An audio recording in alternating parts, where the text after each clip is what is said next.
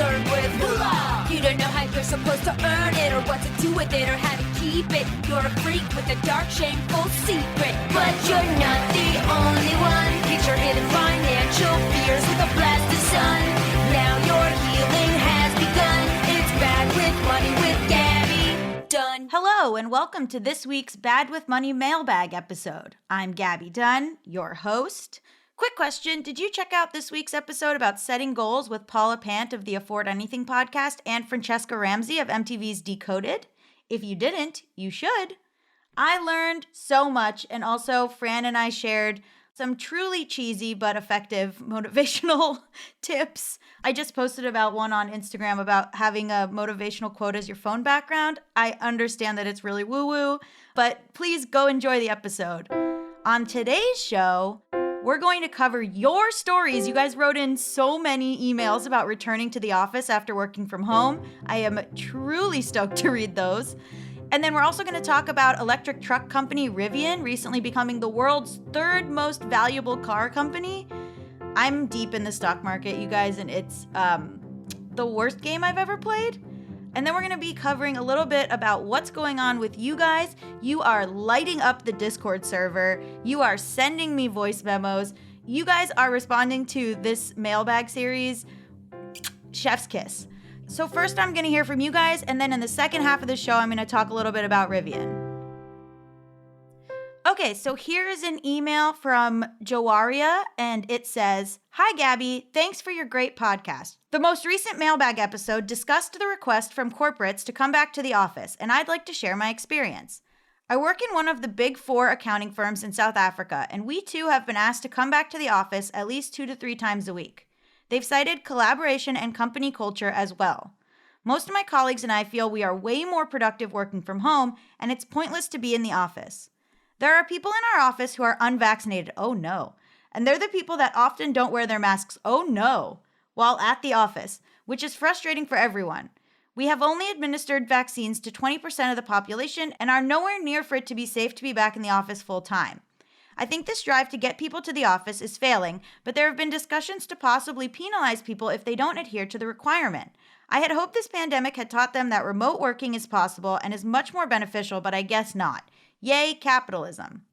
Anyways, I know the quote-unquote Great Resignation is big in the US, and I think it's also gaining some momentum here. But our country has an unemployment rate of 34.4%, and management makes it out as if quitting your job is ungrateful, considering our high unemployment rate. Hope this gave some insight into corporates in South Africa. Thanks once again for the podcast, Joaria." Yeah, we were going to talk about the Great Resignation, but basically it's that people, quote unquote, don't want to work, although really what's happening is people are realizing that they're not being paid a living wage. And so making your employees feel like they are grateful to work somewhere that's not treating them well is sinister and shitty. Okay, this email is from Katerina. It says, "Hey, Gabby, love the show, and I always listen day of. Podcasts keep me company while I work from home. Smiley face. Yay, day of listener. We love you.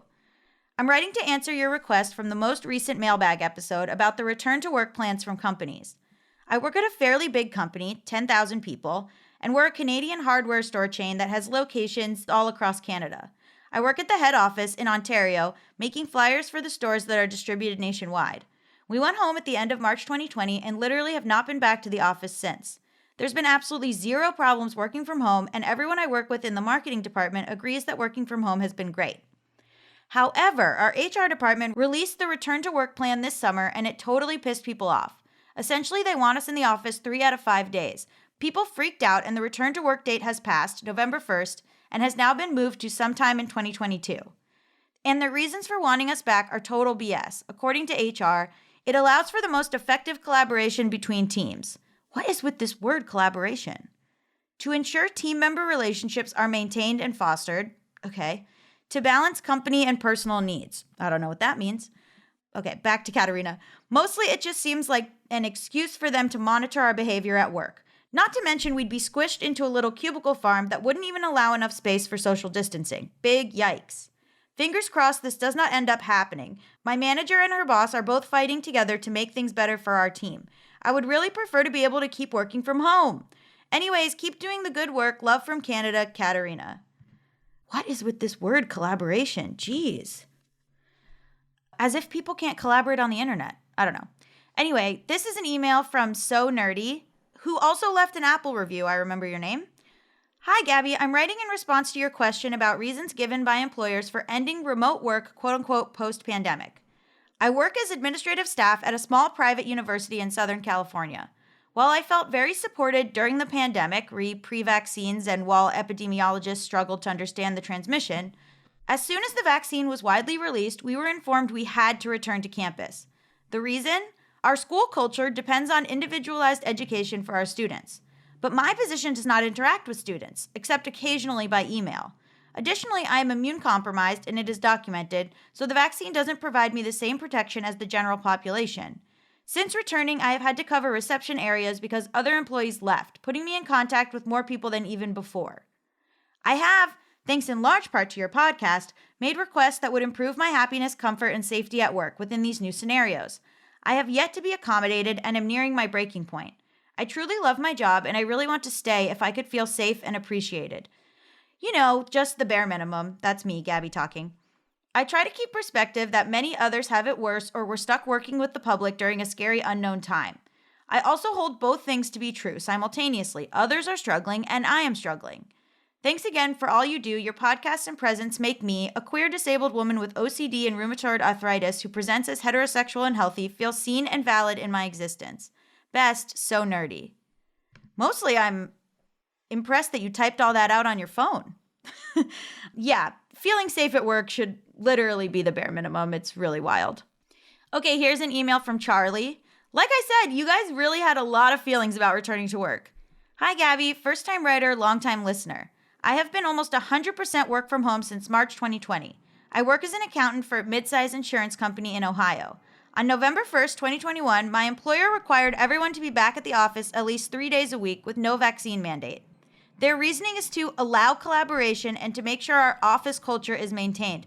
Collaboration and culture are literally starting to trigger me as words. The real reason is probably that my company finished building a multi-million-dollar new office space in 2019. Oh no, and we barely got to use it before the pandemic started. They want us back at the office to pay for lunches in the cafeteria and to use all the space they spent so much money on. Does not seem worth it to me.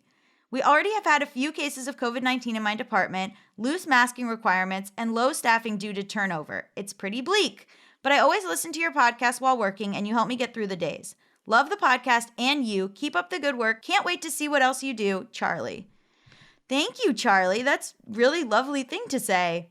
Aaron writes, my company didn't even bother with a reason. We have just been told this is our schedule. 2 on and 1 off. They didn't waste time with an excuse. We complain that we have been less effective and efficient than pre-return in August, but no one listened.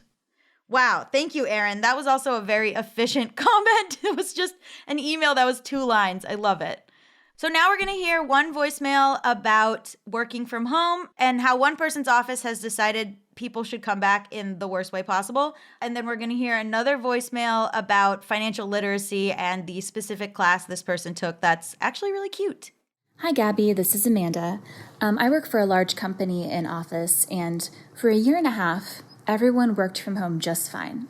There were a few hiccups, naturally, but for the most part, we were able to get all our work done. There wasn't an issue with us working from home, but the company I work for is very insistent that we all be working in the office together. Okay. So what they did was have us offer to disclose our vaccination status. Oh, no. First. And they would give us a bonus if we said we were vaccinated and registered with them. Then they sent out invitations so the people who were vaccinated were asked to come back into the office. And they gave us notice, but still, it wasn't optional. It was, you are vaccinated, you have to come back to the office on this date. And you do not have the option to sometimes work from home. It's like one of those things where occasionally, up to your manager's discretion, you could work from home, but the idea is that no, you will be full-time in the office now. Meanwhile, the unvaccinated people, they were keeping home, but now they're trying to bring them back, so they've actually split us into separate buildings. Oh my God, stop. So the vaccinated people are going to be in one building. No. And the unvaccinated people are going to be in the other building. Horrible. And they're going to have to wear masks all the time and get tested for COVID, and it just seems completely ridiculous, and it seems even stupider to have teams split up between two buildings. Oh my Like, God. I don't understand why it's a benefit to have them working in the same place if they're not actually even working anywhere near each other. Oh my God. Anyway, thanks. Love the podcast. Oh my God. What are they going to do? Have you guys play like flag football against each other? No, because you'd be in too close of contact. What's that? Wow. I have not heard of anything like that. That is correct. It's stupid. Next voicemail. Hi, Gabby. I'm Jennifer from Portland, Oregon. I love your show. It's one of my favorite podcasts. I love listening every week. You've taught me so much. Your financial literacy episode reminded me that in high school I took an AP Econ class with a teacher who really wanted to teach us at least the basics of how markets and investing work. She even held a weekend workshop where she told us all to bring our grandparents so we could have an intergenerational financial literacy day. I don't remember what exactly we learned because my friend's grandma was a hottie and we spent the whole day watching all the grandpas flirt with her. But I wish I'd paid more attention because I think that's a great idea. Maybe other schools could try something similar. But thank you for all you do. I really appreciate it. Bye. That is incredible. I have not heard of anyone else doing an intergenerational class. I love that idea.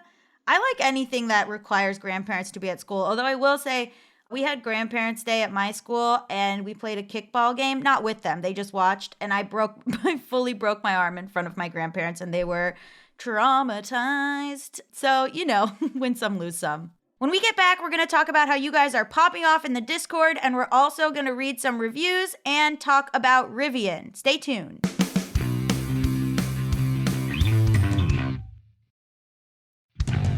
Okay, so there is a Bad with Money Discord server, which I will link below, and you guys are popping off there. There has been a lot of talk about a couple of things. One is a comment from Iguana talking all about the housing crisis and about Zillow. And one thing that this person wrote that I thought was interesting was, I'll quote here, "One other thing that the Zillow rep kept saying, make minor repairs. Lady, you also used the example that selling homes normally is a hassle because you got to fix a ton of stuff. Given that Zillow buys houses sight unseen, something does not add up. Every single friend who bought a house recently has something major go wrong, so I don't buy the minor repairs BS. It was a good interview, but I wish you'd been a bit more aggressive with her follow-up questions." I agree. I was kind of thrown actually during that interview by how forthcoming she was, so I wasn't as aggressive as I would normally be, but I think sometimes it's good to let them hang themselves with their own words. By the way, Iguana, I did reply and I said you should record the rest of what you wrote in a voice memo so everyone can hear it. There's also been some more talk of class action lawsuits. Kayla Justine on the Discord was talking about a TikTok private settlement, which people can sign up for. Also, a lot of people were saying that even if you get $1.50 or if you get $50 or whatever from these settlements, even if it's not like a huge settlement, they like to do them. And they're like saying that it's super fun to even get $1.50 as a check in the mail, which I kind of appreciate. So all these people on the Discord were basically sharing their stories about how you can get a settlement from different companies. One person, Kirst, said they got 91 cents from a Bank of America settlement, which feels like a joke. Yeah, I definitely appreciated everyone sharing there. I think you can all really help each other get little checks, which honestly kind of probably adds up. I also wanted to talk about a comment from Kelly, which said, "I listened when I got ready for work this morning. I'm really excited to implement some of the tips Gabby and their guests talked about and to discuss them with my therapist tonight." And that was about our episode on Wednesday about setting goals, which, we love when you guys say you're going to talk to your therapist. Nothing I love more than that. Here are a couple 5-star reviews from Apple. This is from Robin1042. It says, "Great advice. This podcast is always interesting with good ideas. Today's mailbag about the Travis Scott concert is truly helpful. Gabby warns everyone to check the terms of agreement for the refund and gives a clear explanation why. Very, very helpful. Thanks for taking the time and for getting us the info we need." Aw, of course. I don't want anyone getting screwed out of any money. Another 5-star review from Julia S12000 says, "Listen to this pod. Gabby covers topics in an approachable, engaging, and entertaining fashion. I so appreciate their willingness to cover tough topics and provide different perspectives. 10 out of 10 podcast, highly recommend. P.S. While I love binging podcasts, I've started listening to this one on the day it comes out. All hail Gabby." Yes, I love, I don't know why this has turned into a thing where you guys have started saying like my liege or like all hail or whatever about me, I guess demanding that you listen on day of. But I don't know where this came from, but I do appreciate the deference. So now, thank you for all of that. I think we got through most of you guys writing in. I don't want these to be too long. You guys wrote in about a ton of other stuff that I will cover next week, I promise. I know that we got a lot of emails, and if you're frustrated, I'm sorry. But we'll read your email next week. I know there were a ton more. So now I'm going to read some names that joined our Patreon. These people have joined patreon.com/GabbyDunn for bonus clips from this show, but also my little diary entries that I write, not to brag. That's right, I'm a writer. You guys knew that. Okay, so the latest patrons are Shally, Patrick, Rose, MW, Eleanor, Meg, Emily, Blair, Amrita, Rachel, Shauna, Jay, Susanna, Taryn, Jenny, and Jasper. You can join at patreon.com/GabbyDunn. Do it, do it, do it. Okay, so now I want to close out by talking about Rivian. Rivian is a car company that the stock kind of shot up. I am curious about a company that has had $0 in sales. They've made, I think, 156 cars total as of November 17th when we're recording this. But they shot up because they're a competitor to Tesla. And Elon Musk, I don't know if you saw him replying to Bernie Sanders, being like, I didn't even know you were still alive, which is so rude and unnecessary. But anyway, so yeah, Rivian stock kind of shot up. It's brand new. There's a couple electric car companies that are getting a lot of press right now, including another one called Lucid, another one called NIO. I actually don't know if it's called NIO or if the stock ticker is just NIO. But, you know, as we've said on the show before, I'm a beginner with the stock market, like truly a beginner. If you want to go listen to our episode with Anna Akana, that's like where I started. And that was, you know, this year. So basically, there is a huge split in the stock community with people talking about if it makes sense to buy into a company that's so untested. I talked to some people about it, and it really depends on how comfortable you are with volatility. I also saw some people on Reddit where I look at all my stock market news, for better or worse. That's not true. I also look at Yahoo Finance. But people were saying that they were thinking of buying it short term and then selling it like as soon as it hits a high. Feels a lot like gambling to me. I'm not sure. I'm really not sure about Rivian. I just wanted to keep you guys abreast of what's going on in the stock market. As little as I know, if you're slightly interested, that's the company you should be reading about. I will say, Anna mentioned in the episode a class that she took with Tyrone Jackson, and I signed up for that class. Total transparency here, I signed up for that class. So I'm actually halfway through it, and I've been doing a few covered calls. I was selling covered calls on Pinterest, and I was selling covered calls on a company called Catapult. But Anna then corrected me and said that you shouldn't really sell covered calls on anything lower than $75 premium, which I didn't know. So, you know, I'm making mistakes as I go along, but I'll let you guys know how this class is that I'm taking. I'm going to let you guys know how my journey in the stock market is going, my brand new journey in the stock market, if you're interested. If you are new to the stock market or if you have thoughts on me starting this journey, please write in to gabbyisbadwithmoney@gmail.com. I would love to hear your thoughts or opinions. Let me know topics that you think I should be covering. Let me know if you think Rivian is going to just tank. You can also leave me a voicemail at 844-474-4040. I also just want to let you know I haven't bought Rivian. I just am curious about these sort of stocks that shoot up, you know, and then largely shoot back down. I don't think I'm going to buy it. You can also email me a voice memo if you prefer. These last two were great, perfect length. Thank you so much for them. Please send them. Don't forget to listen to the show the day it drops so we can get on the charts and spread the word. Please, please, please. There's also a Facebook page for the show, which I will link in the description.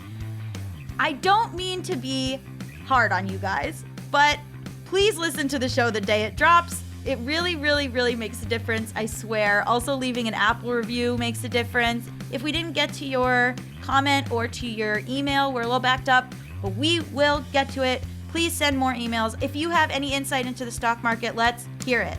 Okay, love you. Bye. Done.